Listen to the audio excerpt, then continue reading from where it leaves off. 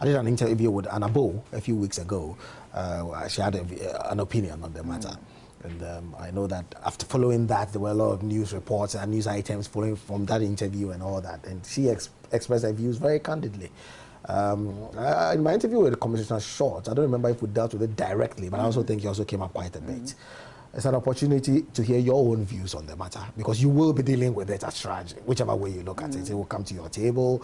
Matters of that will be brought to you. Some will talk about human rights being trampled upon because that is their choice, and someone perhaps has dismissed them from their job simply because of their sexual orientation and all that. Do you have a position on the matter? I have a position on the way the debate is going, and if you don't mind, let me take this opportunity to clarify that, you know, what has been reported about my position in a previous interview. It's been reported that, you know, the new commissioner advocates decriminalization of homosexuality. You know, whether a misrepresentation, a misunderstanding, that is not what I said. That is not the point I was making in my interview. For one thing, advocating decriminalization means that one, first of all, is of the view that it is a criminal offense, and one is saying it shouldn't be. The point that I made and would like to make is that, first of all, as a lawyer, my reading of the law is that it does not fully criminalize homosexuality, and that was the point I was making, that it criminalizes unnatural carnal acts. And that homosexuality is more about orientation, about sexual orientation, and that if the intention of the lawmakers is to criminalize homosexuality, what about homosexuals who are never guilty of committing those acts? That is possible, just as heterosexuals sometimes, you know, may not have sex. You know, there are women who are chaste until marriage and after. So my point was that the law talks about the sexual act and not about the orientation, and therefore it might not fully criminalize it. And what I feel is that the way the debate has been going about protecting these rights, firstly, a recognition that homosexuals have rights as everyone else does, and this is a point that Anna and Commissioner Short made, that they do have rights, that these rights are not limited, but they have the same rights against being discriminated against being attacked because they're homosexuals. The state protects those rights.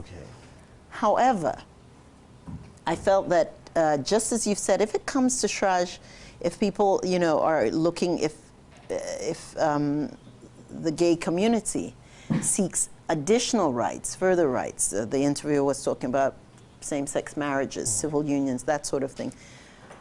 I said, first of all, I do not believe that this country is in any way ready for that. It's far from where we are. But secondly, there seems to be a bit of illogic in talking about protecting and promoting those rights if the act is criminal. So for me, first of all, it is a legal issue that the society has to debate. Whether we think this should be criminalized. I'm not advocating one way or the other, but what I do feel strongly is that people should be able to voice their opinion. The religious leaders that say that this is an abomination according to the Bible are absolutely correct, and it should be recognized and their views should be respected, that by this fundamental tenet, this document, this holy Bible that we use, homosexuality is an offense. However, the same religious leaders should also recognize that adultery is an even greater offense. This is one of the 7 deadly sins, but we don't criminalize it. We don't condone it, we don't seek to encourage it, we don't seek to promote it, but we know that adultery happens and nobody says the state should protect us against it, because that is what criminalizing means. It says this activity is so awful, so abhorrent to the society that it injures the society, and that the state has to protect its citizens against this activity. So you have to have a debate where people really look at it and say, is homosexuality in that category?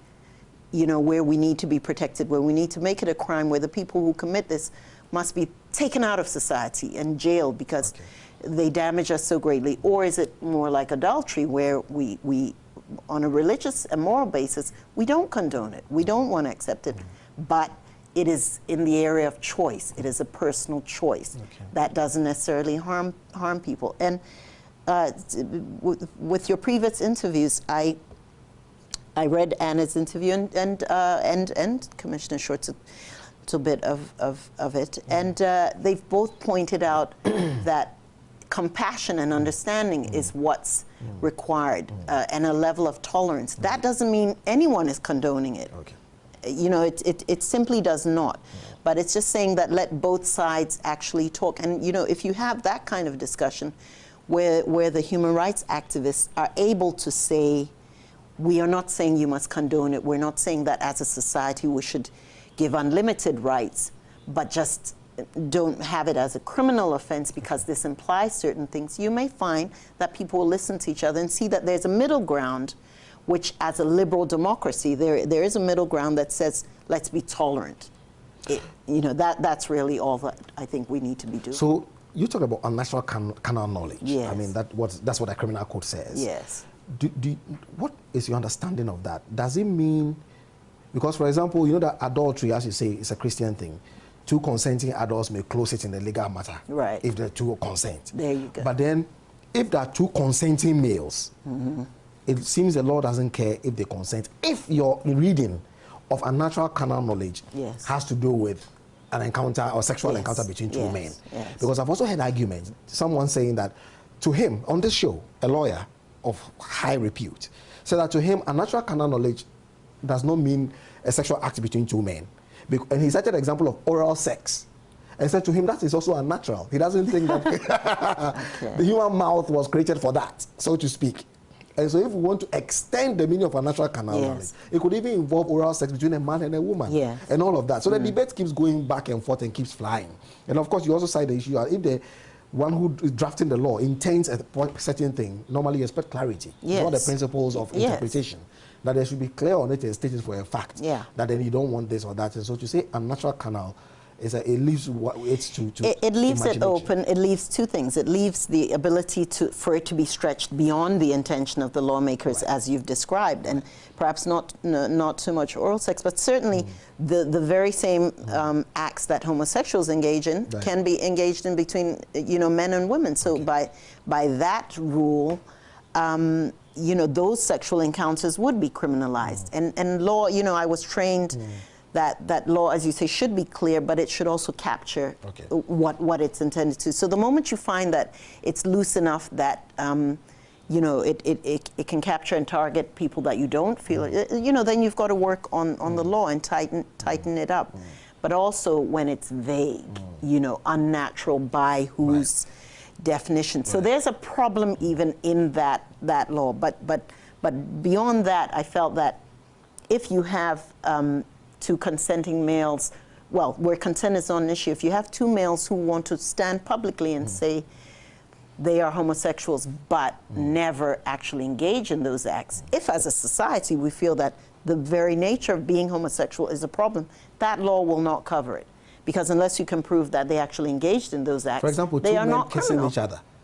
Precisely. By the roadside. That does not amount to unnatural carnal knowledge. Exactly. And yet, if you feel that is something that we shouldn't see on our streets, then you have to tackle making homosexuality a criminal offense and not the act. So I just think that the whole legal side is so murky that for it to be a human rights issue initially, it needs to be what should be a crime and what shouldn't.